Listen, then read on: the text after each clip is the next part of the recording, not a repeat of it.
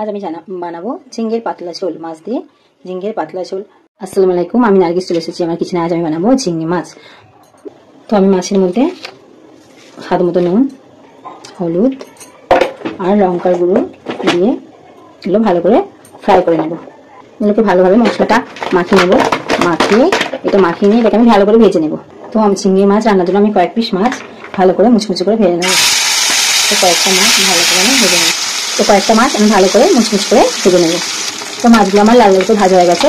এবার আমি চিংড়ির তরকারিটা বসাবো। তো আমি এবার চিংড়ি রান্নাটা শুরু করব। তার জন্য কড়াতে অল্প সামান্য তেল দিয়ে তেলটা গরম করতে ছেড়ে দিলাম। তো কড়াইয়ের মধ্যে আমি দিলাম অল্প সামান্য কালো জিরে। এবার এর মধ্যে দিয়ে দেবো কিছুটা পেঁয়াজ কুচি আর আলু।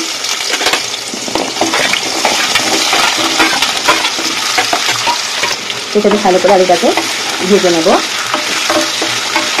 আলু আর পেঁয়াজটা ভালো করে ভেজে নেব। তো এর মধ্যে দিলাম স্বাদ মতো নুন দিয়ে ভালো করে নাড়িয়ে নিলাম।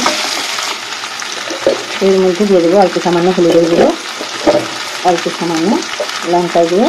ঝিঙ্গেতে বেশি লঙ্কা দেবো না, ঝাল ঝিঙ্গে ভালো লাগে না। দিয়ে দেবো অল্প সামান্য জিরের গুঁড়ো। দিয়ে ভালো করে এটাকে কষিয়ে নেব।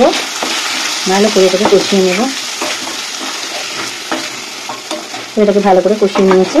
তো এর মধ্যে দিয়ে দেবো সেই কেটে রাখা ঝিঙ্গেগুলো দিয়ে দেবো। দিয়ে এর মধ্যে আমি ঢাকা দিয়ে দেবো। এর থেকে জলগুলো বাড়িয়ে আমি ঢাকা দিয়ে দিলাম। এ থেকে অল্প জল বাড়বে, ওটা দিয়ে আমি কষিয়ে নেব। তো ঢাকাটা খুলে আমি একবার কষিয়ে নেব। তো ঢাকাটা খুলে একবার ভালো করে নাড়িয়ে চাড়িয়ে নিচ্ছি। তো আর একটু সময় ধরে ঢাকা দিয়ে রাখলে অল্প জল ছেড়েছে। এবার ঢাকা দিয়ে রাখলে এর মধ্যে জল ছাড়তে থাকবে। ওই জলে ভালো করে আমি কষিয়ে নেব।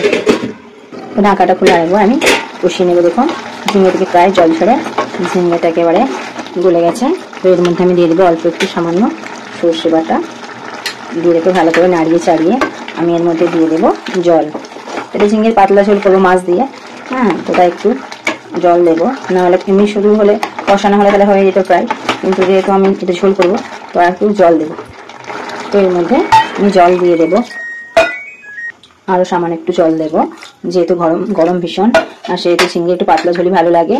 তো এর মধ্যে কয়েকটা ছড়িয়ে দেবো কাঁচা লঙ্কাটা এই জন্যই এখন দিচ্ছি, একটা ভালো ফ্লেভারও আছে। আর যেহেতু ঝিঙ্গে বেশি ঝাল খাবো না, তাই অল্প সামান্য ঝালের জন্য এই কাঁচা লঙ্কাটা দিলাম। কিছু সময় এটাকে আমি ফুটতে ছেড়ে দেবো।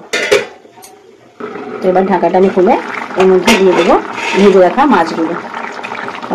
মাছগুলো। দিয়ে দিলাম।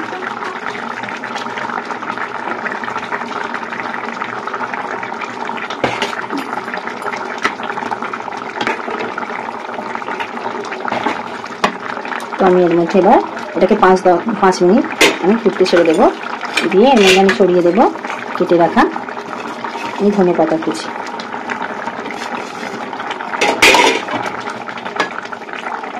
তো আমার ঝিঙ্গের ঝোলটা একেবারে রেডি। তো আপনার ঝিঙ্গের ঝোলটা যদি আপনাদের ভালো লেগে থাকে, আপনারা আমার চ্যানেল লাইক করবেন, বেশি বেশি করে শেয়ার করবেন, আর কমেন্ট বক্সে জানাবেন কেমন হয়েছে। নতুন কোনো বন্ধু হলে আমার চ্যানেলটাকে সাবস্ক্রাইব করে দেবেন। আজকের মতো এতটা। আবার নতুন কোনো রেসিপি নিয়ে আপনাদের সামনে হাজির হব। খোদা হাফেজ।